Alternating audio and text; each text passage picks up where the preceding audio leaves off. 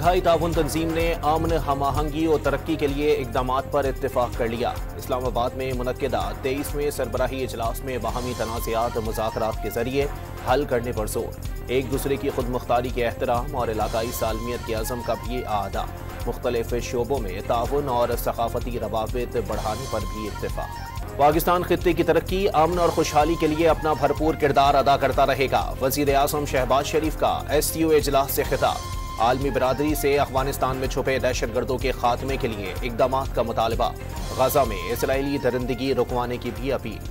भारतीय वज़ीर खारजा ने सरहद पार से दहशतगर्दी को खित्ते की तरक्की में रुकावट करार दे दिया। एतमाद का फुकदान होगा तो तिजारत हो सकेगी और ना ही रवाबित बढ़ सकेंगे। एक दूसरे की इलाकाई सालमियत और खुद मुख्तारी का एहतराम यकीनी बनाना होगा। जयशंकर का SCO इजलास से खिताब। वज़ीर आला पंजाब ने लाहौर के कॉलेज में बच्ची से ज्यादती का प्रोपेगेंडा मुस्तरद कर दिया। जाली खबरें और इंतशार फैलाने वालों के खिलाफ कार्रवाई का हुक्म जारी। दहशतगर्द जमात ने बार बार एहतजाज की कॉल और इंतशार की सियासत नाकाम होने पर यह घटिया मंसूबा बनाया। मरियम नवाज की प्रेस कॉन्फ्रेंस। लाहौर के निजी कॉलेज में तालिबा से मुबैना ज्यादती पर पंजाब के मुख्तलिफ शहरों में एहतजाज।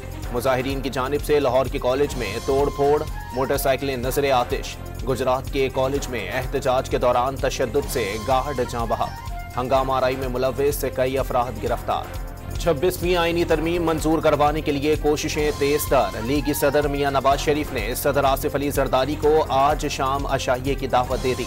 मुलाकात में बिलावल भुट्टो और मौलाना फजलुर रहमान भी शरीक होंगे।